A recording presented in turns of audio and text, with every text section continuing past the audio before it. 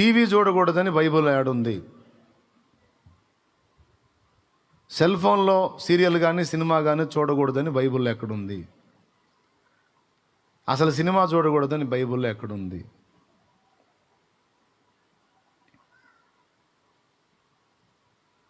Cigarette తాగకూడదని ఎక్కడుంది? మద్యం అంటే తాగొద్దని ఉంది. త్రాగుబోతులు, దొంగలు, దోచుకున్నవారు, లోభులు వీళ్ళందరూ దేవుని రాజ్యానికి వారసులు కారు అని కొరింథీయులకు రాసిన మొదటి పత్రిక 9వ అధ్యాయము 6వ అధ్యాయము 9వ వచనంలో ఉంది. 6:9 అంతేనా? 6:9గా పర్లేదు, గుర్తుంది మనకు కూడా. అక్కడ త్రాగుబోతులు తన మంచిది కాదు, దేవుని రాజ్యానికి హక్కుదారులు కారు ఉంది. మరి సిగరెట్ తాగొద్దని ఎక్కడ ఉంది?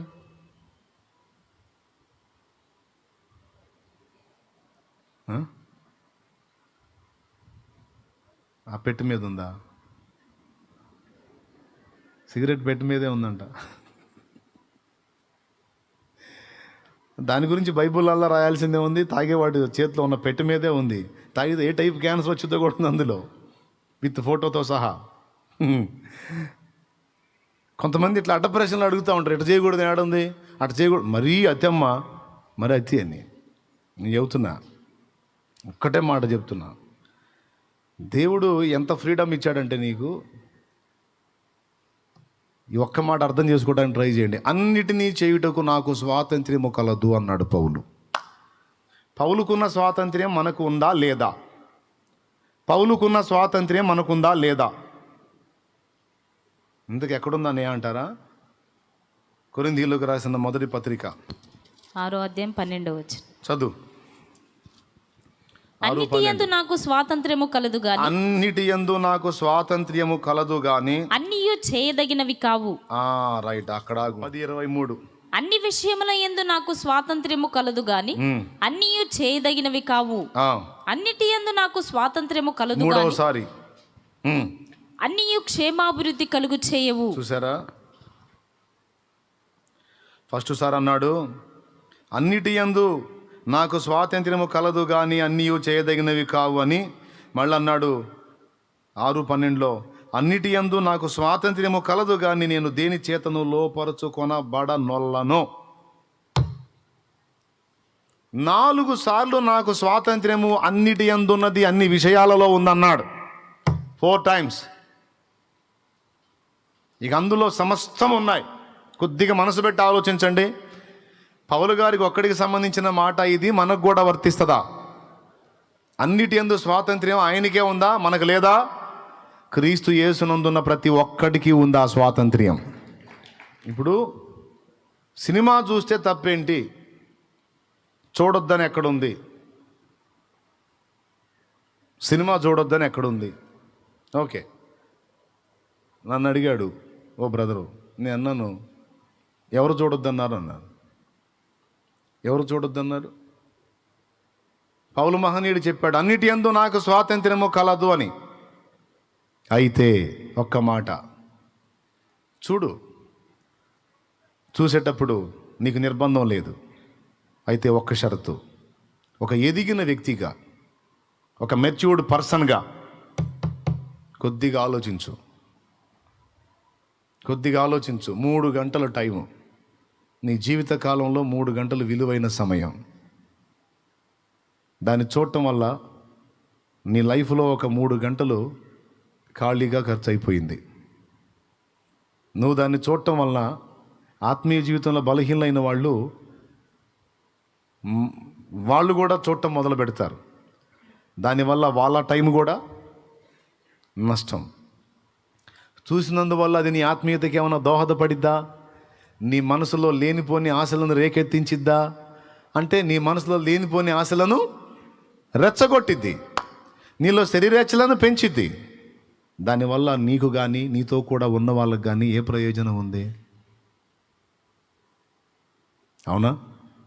అదే దేవుని పని చేసావనుకో, నీకు ప్రయోజనం, నీ చుట్టూ ఉన్న వాళ్ళకి ప్రయోజనం. ఆ 3 గంటల్లో కనీసం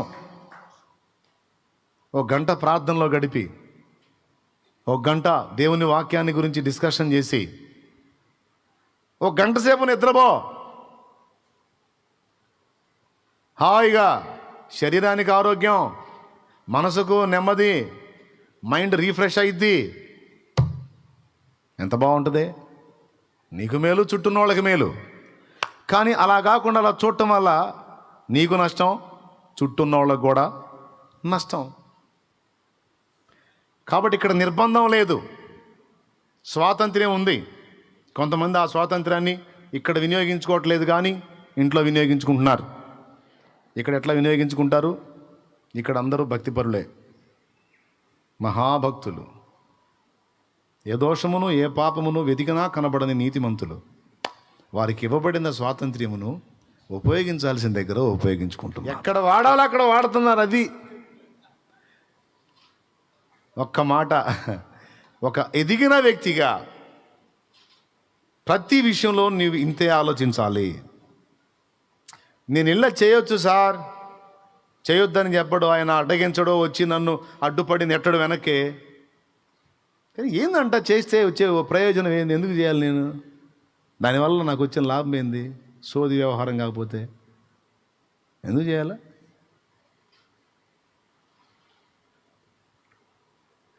తాగుదాంరా అన్నాడు. మీ దేవుడు తాగొద్దన్నాడా? తాగమన్నాడు, ఏదైనా తాగమన్నాడు. ఇండోసల్ఫాన్ తాగొచ్చు, నువాక్రాన్ తాగొచ్చు, ఏది తాగినా వద్దంటాడా? అన్ని తాగొచ్చు.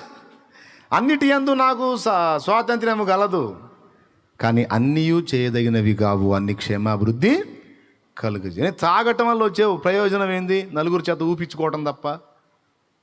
మైండ్ మొద్దుబారిపోయి, లివర్ ఇన్ఫెక్షన్ అయిపోయి, కిడ్నీలు పాడైపోయి, హెల్త్ ఖరాబ్ చేసుకొని, అది దాకపోతే ఇంకో 4 ఏళ్ళు అదనంగా పోతే ఇంకా 4 ఏళ్ళు దేవుని పని చేస్తా, అది దాగితే పెందలాడిపోతా, నా వల్ల జరగాల్సిన పని పాడైపోయిద్ది.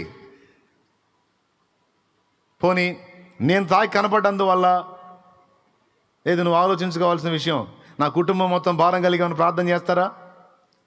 ఓ ప్రభువా, నిజంగా మా కుటుంబంలో మా సహోదరుడు ఇంతగా తాగటం నిజంగా మాకెంతో ప్రోత్సాహకరంగా ఉంది తండ్రి. దీన్ని బట్టి మేము బహుగా ఆత్మీయతలో రేపబడుతున్నాం ప్రభువా, నీకు స్తోత్రము. నాయన, ఈ తాగుడు ఇలా వర్ధిల్లాలి ప్రభువా, నీకు స్తోత్రం. ఇది మాకు అందరికీ క్షేమాభివృద్ధికరంగా ఉంది ప్రభువా అని ఏమన్నా అనుకుంటారా? ప్రభువా, బాగుండేవాడు, వీడికి ఏదో దెయ్యం పట్టింది నాయన, దెయ్యం వదిలించని ప్రార్థన చేస్తారు. నీకు కానీ నీ చుట్టూ ఉన్నవాళ్ళకి కానీ క్షేమాభివృద్ధికరం కానివి ఎందుకు చేయాలి? దేవుడు ఒక్కటే మాట చెప్పాడు, నీ ఇష్టం ఏమైనా చేసుకో అన్నాడు. అబ్బా, ఏం చెప్పావు దేవా, థ్యాంక్ యూ. అస్సలు సూపర్ తండ్రి, నిజంగా అసలు చేసుకోబా, నీ ఇష్టం, నీకు అన్నిట్లో ఫ్రీడమ్ ఇచ్చాబా, ఏమైనా చేసుకోబా. అవునా ప్రభా, ఏమైనా చేసుకోవచ్చు, చేసుకో, ఏమైనా చేసుకోపో. అవును, నిజంగా నా ప్రభా, నిజంగా చేసుకోపో. కానీ ఒక్కటి, ఒక ఎదిగిన కొడుకుగా, ఒక ఎదిగిన కూతురుగా ఇంక నిన్నేమని కొట్టేది, నీకేమని బుద్ధి చెప్పేది? ఎదిగిన కొడుకుగా, ఎదిగిన కూతురుగా నువ్వు ఉన్నావు. కొద్దిగా ఆలోచించుకో. నువ్వు చేసే అర్థవంతమైనయో అర్ధరహితమైనయో, పనికొచ్చాయో పనికి మాలినయో, చూసిన వాళ్ళు ఊసాయో లేకపోతే నేర్చుకునేయో కాకపోతే చూసి చెయ్యి అంతే అంటాడు. భలే కొట్టాడు కదా. మరి అదే ఆయన స్పెషల్. అన్నిటి యందు నాకు స్వాతంత్ర్యము కలదు, కానీ అన్నీ చేయదగినవి కావు. అన్నిటి యందు నాకు స్వాతంత్ర్యము కలదు, కానీ అన్ని క్షేమాభివృద్ధి కలుగా. నువ్వు ఒక పని చేస్తే అది నీకు కానీ నీతో కూడా ఉన్నవారికి కానీ క్షేమాభివృద్ధికరమై ఉండాలి, ప్రయోజనకరమై ఉండాలి. ఈ రెండు కొలతలు దృష్టిలో పెట్టుకొని నువ్వేమైనా చేయి. నేను అడ్డు పెడితే అప్పుడు అడుగు. ఓకే, చూసుకో. ఎంతమందికి అర్థమైంది? రెండు చూడాలి. ఇప్పుడు నేను ఈ పని చేస్తున్నానంటే నాకు కానీ నాతో కూడా నా చుట్టూ ఉన్న వాళ్ళకి కానీ ఏమన్నా ఫలితం ఉందా, ప్రయోజనం ఉందా, భౌతిక ఆత్మీయ ప్రయోజనాలు ఏమైనా ఉన్నాయా అనేది వెతుక్కో. నీ ఇష్టం. చదువు తల్లి. ఇప్పుడు ఏ వచనం చదివావు? మేలైన దానిని అనుసరించి, అందరి ఎడల మేలైన దాన్ని అనుసరించి చేయండి అన్నాడు. నువ్వేది చేసినా నీకు, నీ కుటుంబానికి, నీ చుట్టూ ఉన్న సమాజానికి మేలుకరమైన ప్రతి పని నువ్వు చేయడానికి సన్నద్ధుడివై, సన్నద్ధురాలివై ఉండాలి. నేను ఇలా చేయటం వల్ల ఇదిగో వీరికి మేలు, వీరికి మేలు, అట్లా చూసి చేయాలి. నువ్వేం చేసినా. నేను సరదాగా టూర్ వెళ్ళొస్తా సార్ అన్నా, ఓకే వెళ్ళురా. నీకు నీ చుట్టూ ఉన్న వాళ్ళకి ఏమైనా ప్రయోజనమా? ఉంది. ఏం ప్రయోజనం ఉంది? వెతుక్కో. కేరళ వెళ్ళాల్సి వచ్చింది ఓ పని మీద. వెళ్ళినప్పుడు నేనేం చేశాను తెలుసా? జస్ట్ ఏదో వెళ్ళాను వచ్చానంటే కాదు. కానీ ఇక్కడ దిదుమానబడిన తోమ అడుగుపెట్టి ఈ ప్రదేశంలో పరిచర్య చేసిన స్థలం ఇది, కేరళ. కాబట్టి అసలు ఆయన కూర్చున్న సమాచారం ఏమైనా దొరుకుతుందేమో అని ఆ మందిరాలు మొత్తం తిరిగిపోయి దేవుని కృపలో. హల్లెలూయా. ఏది చేసినా ఎటు పోయినా దేవుని కార్యములకు ఏదైనా ఉపయోగపడే ఉన్నాయా, మన భక్తి జీవితానికి ఆత్మీయతకు ఉపయోగపడే ఏమన్నా ఉన్నాయా అని వెతుక్కోవటం నా అలవాటు. అట్లా మీరు కూడా మనుషులందరికీ మేలైనవి, ప్రయోజనకరమైనవి వెతికి చెయ్యమన్నాడు. నువ్వు ఏది చేసినా సరే అది ఇతరులకు కూడా ప్రయోజనకరమైనది, ఇతరులకు కూడా మేలైన దాన్ని అనుసరించి నడుచుకోమన్నాడు.